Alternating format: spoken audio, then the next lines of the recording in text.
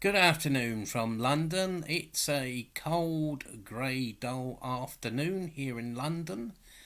And hello from me, Dr. Dermot Hudson, the chairman of the British Group for the Study of the Juche Idea, chairman of the Korean Friendship Association of the UK, an official delegate of the Korean Friendship Association for the UK, and also president of the Association for the Study of Songun politics. And today I'm going to speak about the possibility of People's Korea, Juche Korea, resuming intercontinental ballistic missile tests and possibly nuclear tests. Now, very recently, on the 19th of January, the Political Bureau of the 8th Central Committee of the Workers' Party of Korea met and deliberated. The meeting was held in the presence of respected Marshal Kim Jong-un, the General Secretary of the Workers' Party of Korea, and also under his guidance. The meeting resolved to grandly celebrate the 110th anniversary of the birth of the great leader President Kim Il-sung, and also the 80th anniversary of the birth of the great leader Comrade Kim Jong-il. But what's attracted a lot of attention from the media was what was said about the international affairs and the situation around the Korean Peninsula and relations with the US. The Political Bureau of the Workers' Party of Korea discussed the threat to the independence and sovereignty of the DPRK that is posed by the continued and ending hostile policy of the US, which continues under the regime of Sleepy Joe. You know, he's a chip off the old block. And, you know, although the DPRK held several summits with the US, and took a number of steps, a number of very significant steps to reduce tension. The US actually continued with military exercises, also brought in a large quantity of military hardware into South Korea, and also transferred weapons to South Korea, and it's also gone ahead with FAD, the Terminal High Altitude Area Defence, so called. And recently it was reported in the press in a number of countries, including Britain, that the nuclear submarine, the USS Nevada, has appeared in Guam, and this is a direct threat to the DPRK. You know, the commander of it was boasting, you know, that they've got 100 warheads, nuclear warheads, which are aimed at the DPRK. Worse still, the US has imposed more than 20 sanctions on the DPRK. Yes, 20 sanctions. And as we know, even the April 26th animation studio of the DPRK, which makes famous cartoons like Squirrel and Hedgehog, was sanctioned by the US. You know, clearly, you know, the Americans are out of their minds. You know, they think that a cartoon studio can produce nuclear weapons. Or perhaps they actually see it as some kind of eccentrical threat to them, or something like that. And the US has also tried to railroad additional sanctions through the UN Security Council. And it's also got together its lackeys and satellite states, such as, to my shame, Britain, but also the Irish Free State, the French imperialists, you know, the Albanian reactionaries, and others to issue statements in the UN.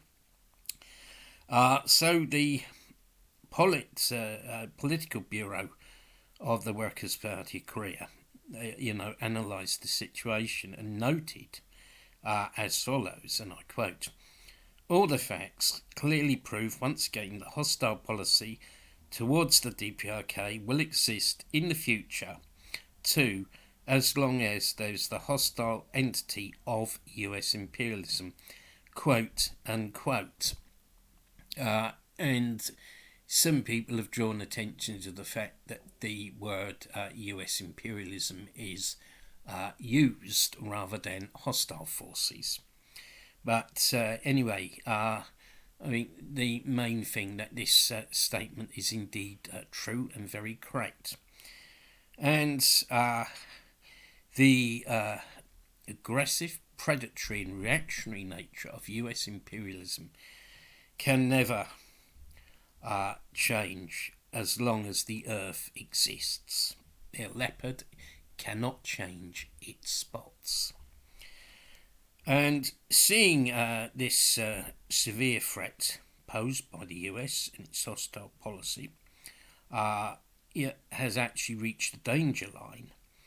The Political Bureau of the WPK resolved to bolster national defence and to resume temporarily suspended activities. This is the correct decision, and indeed a momentous one, which will safeguard the independence and sovereignty of the DPRK. It is a just decision to defend the socialist system of the Korean style and the future destiny of the Korean people. Probably this means at some point ICBM tests will be resumed, and even possibly a nuclear test. Also, anti-US slogans will possibly reappear.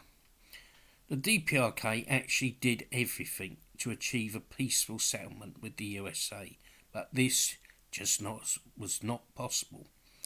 Several summits were held with the then US President Trump, but his words were not matched by actions.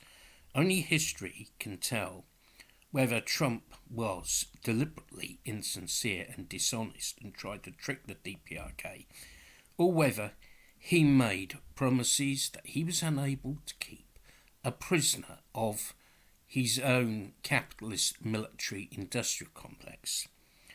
The DPRK took the step of negotiating with the US in order to avoid a war on the Korean Peninsula, which many people felt was only a matter of time. It did not do so out of weakness or a liking for the USA, but because it did not want to be blamed for a destructive war which could have turned into a world war. Moreover, it gave the DPRK time to focus on economic construction and improving people's living standards. That said, the DPRK was never fooled by the US. It rejected the so-called Libyan model of unilateral disarmament. Some friends of the DPRK felt unease at the DPRK-US summits, and the mainstream media tried to portray it that the DPRK was undergoing some kind of policy change, and this simply was not true. And, at the time, the mainstream media predicted all sorts of things like the DPRK's unilateral disarmament, and even that a McDonald's would open in Pyongyang. No doubt this could have been staffed by the NK news team. It would be a job that would suit them very well. You can just imagine them behind a burger bar and saying things like multiple sources confirm that this is a double cheeseburger and chips. Anyway, joking aside, however, 4 years on, not a single DPRK ICBM or nuke has been dismantled. And, of course, as we all know, there's no McDonald's or indeed KFC or Burger King in Pyongyang. That's a fact. The DPRK stood firm and didn't capitulate, and it didn't go down the route of revisionism and capitulationism that some socialist countries went down. People's Korea does not need anything from the US and can exist without it. It has done so for 73 years. Juche and self-reliance are the basis of all the DPRK's great victories. It is a really great that the DPRK has decided to restart activities that were temporarily suspended and will take measures to increase its physical strength, to increase its national defence capabilities. We say, bravo to People's Korea for standing firm. Bravo for defending independence and sticking to the road of Juche, and bravo for defending socialism. If only there were more countries like the DPRK in the world. So we say, down with US imperialism out of Korea, smash it, US imperialism, long live Juche, long live Songun, long live self-reliance. Thank you very much for listening to this video. If you're not already a subscriber to the channel, please subscribe, and also to our affiliated channel, Korean Friendship Association of the UK. We're starting to get into gear now for the year. We've got different events coming up, but these are online, but we're going to move to real life events later in the year. Next week, or next Saturday, January 29th, we got our first ever KFA UK poetry evening. So if you're a budding poet, please tune in and have a go. Details are on Facebook. And on the 12th of February, we'll be marking the 80th anniversary of the birth of the great leader, Comrade Kim Jong-il. We've also got events in the pipeline for April. We've got more regional meetings planned. And, I don't ask for money, but I would suggest people check out my lulu.com author spots. There's many books on it, such as In Defence of Juche Korea, and my latest book, The Great Conspiracy Against People's Korea. So please take a look at that. Anyway, enjoy the rest of the weekend and have a great day, and goodbye.